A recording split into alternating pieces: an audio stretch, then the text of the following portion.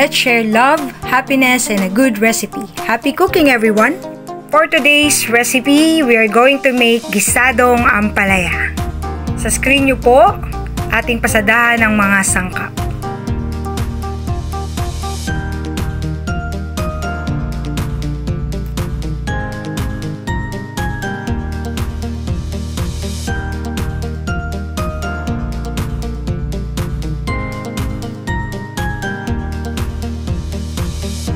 Magpainit ng mantika sa kawali at ilagay ang ating bawang.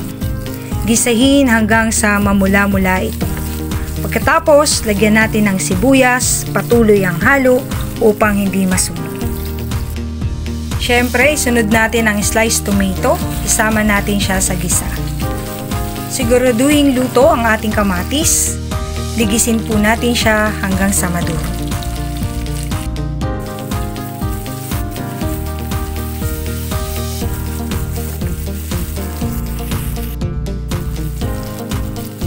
Pagluto na ang kamatis, isunod natin ang in-strips nating fish cake.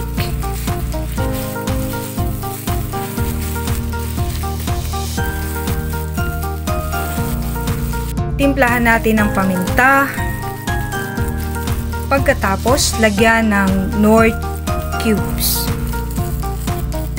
Pagkatapos, lagyan natin ng 1 hangga't 1.5 kutsara ng asukal. Dagdagan natin ng oyster sauce.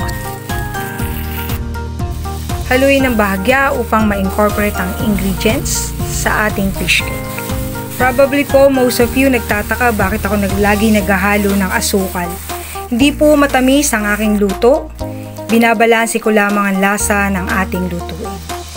Pagkatapos po, nagdagdag ako ng 1 cup water at patis according to your taste. Let it simmer for a few minutes. Add water kung kinakailangan para hindi naman po maiga ang ating gulay. Pag nakuha na natin ang tamang lasa, sunod nating i-add ang ating ampalaya. Huwag nyo po siyang haluin ng maraming beses. Just a few strokes para lang mailalim ang ating gulay, maibabaw ang ating fish cake. Hayaan nyo po siyang makuluan hanggang sa maluto. Pag hinalo nyo po siya ng maraming beses, may tendency po na pumait ang ating ampalaya. Takpan kung kinakailangan, and then make sure na luto na ang ating ampalaya.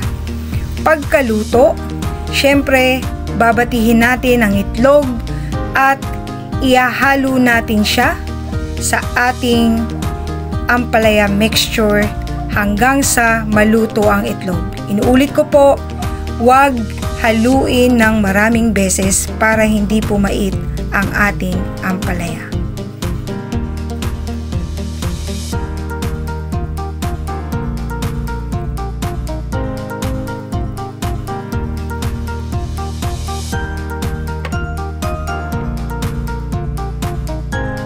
Pwede natin tikman, pagkaluto, lagyan ng toppings na fried garlic sa ibabaw. At ready na ang ating gisadong ampalaya. Pwede na tayong kumain. Maghanda na ng kanin, taobang sinain. Don't forget to like, share, and subscribe.